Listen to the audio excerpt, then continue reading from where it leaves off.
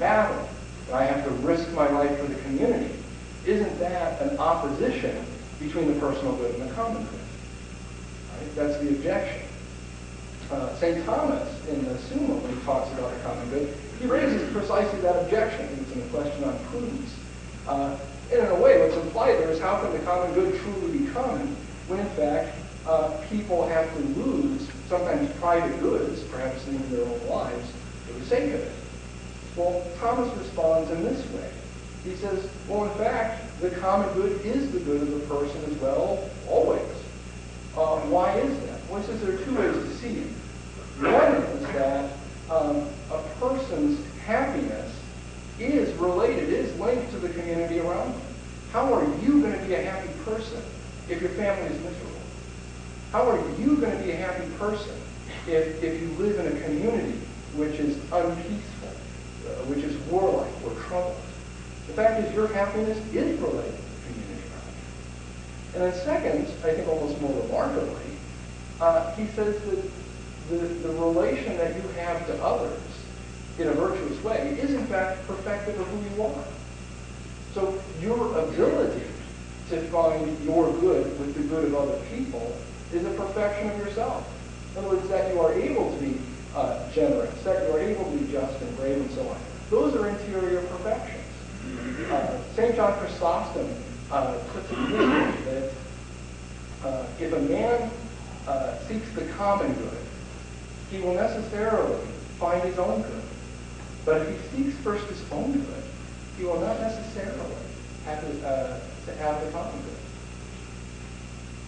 That seeking the common good necessarily gets you your own, whereas seeking your own not only provides you the common good, one could even sort of say it's not clear that you get your own good in seeking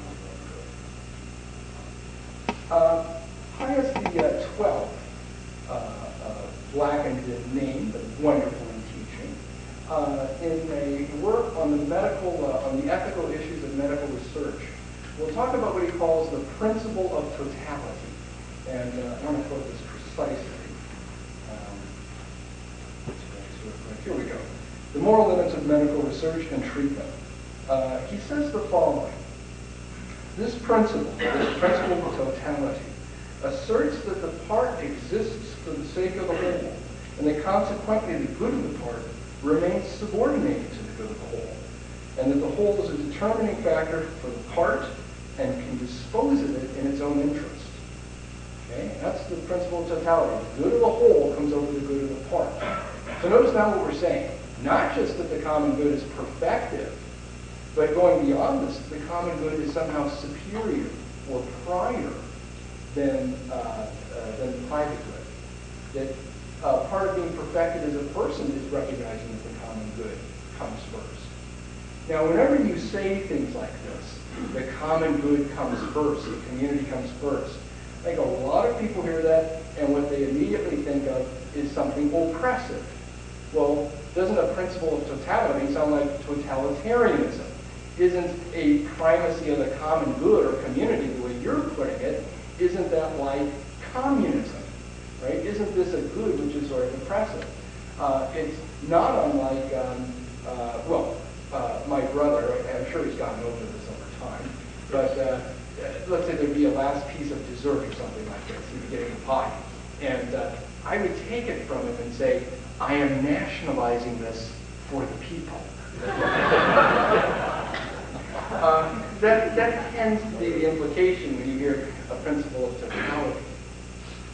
And yet this is really to misunderstand what that principle of totality means, and it's to misunderstand really how communism, socialism, these things work. Communist countries, totalitarian countries, this is not a matter of the whole oppressing the part. This is a matter of some part within the community oppressing the whole, or oppressing some significant part within the community. This isn't a violation of whole and part. This is a violation of, or a violation of part by the whole. This is a violation of one part oppressing another part. When Pius talks about this principle of totality, he means that you have to be talking about something which is a common good in the strict sense of the term, that it really does benefit everyone within the community. Okay? Otherwise, it wouldn't genuinely be a common good. The tyrant, in fact, is defined by the fact that any unjust government is going to be unjust because it violates the common good in some way. So a dictator is a violation of the common good because now it's one man seeking his good over the good of the community. An oligarchy is going to be a violation of the common good. It's going to be a form of tyranny because now it is a minority, a rich minority, seeking their own good to the detriment of the community. Mob rule, or decadent forms of democracy. These are going to be tyrannous, again, because it is a violation of the whole or the part by some significant majority. But again, to have a right idea of the common good means that you're talking about the good of everybody in the community, not most, not many, but all. That's why to this day, whatever prudential arguments there are against things like capital punishment is defended in principle because of the recognition that there are times that the parts are a threat to the community.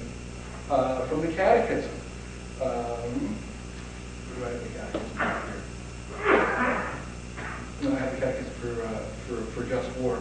Let me summarize that. In the Catechism, where it talks about where there are other ways of preventing harm to the community from some kind of aggressor, they should be used. Right? So if you have the capability of defending your society without resorting to capital punishment, you should. If you look at St. Thomas will give the parallel of if you have a limb that's diseased or infected, you sometimes sacrifice the limb for the sake of the whole. You don't want the gangrene, the infection to spread to the whole body. That's what you do in capital punishment when somebody is so great a threat to the community that you have no other way to deal with them. Remember, in St. Thomas's time, they didn't have penitentiaries or supermaxes, or they didn't have the means to do that sort of thing. And perhaps we have the means to do that now. But in principle, it's allowed because, again, you're protecting the whole from some part that is a threat to the whole. In the Catechism, it talks about just war.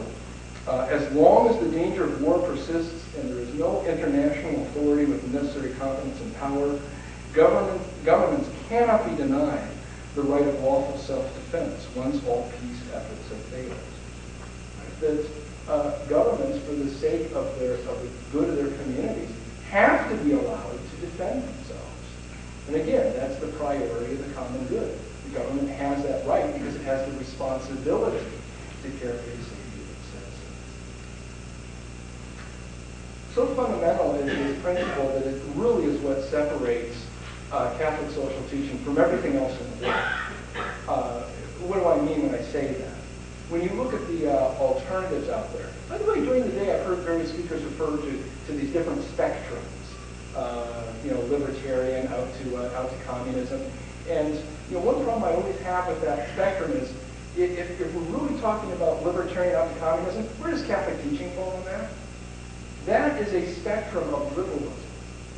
That is a spectrum that rejects the common good. On the one hand, you have the libertarian who thinks that if there is a common good, the only reason it's there is to be useful to private individuals.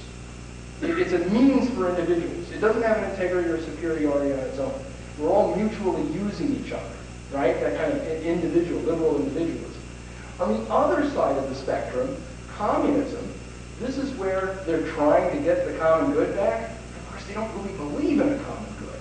So it ends up simply being oppressive. That is, one part, the party, the inner circle, whoever, the dictator, oppressing the rest of the community. That spectrum is a spectrum that doesn't really allow for the priority of the common good. When you read Hobbes and Locke and Marx and Rousseau and all these early political philosophers, all of them reject the common good at some level. All of them think of the common good as being the enemy of the personal good. So Locke and Hobbes, they throw out the common good, and to the extent they recognize it at all, it's just there as a means. It's all about the individual. When you look at Rousseau,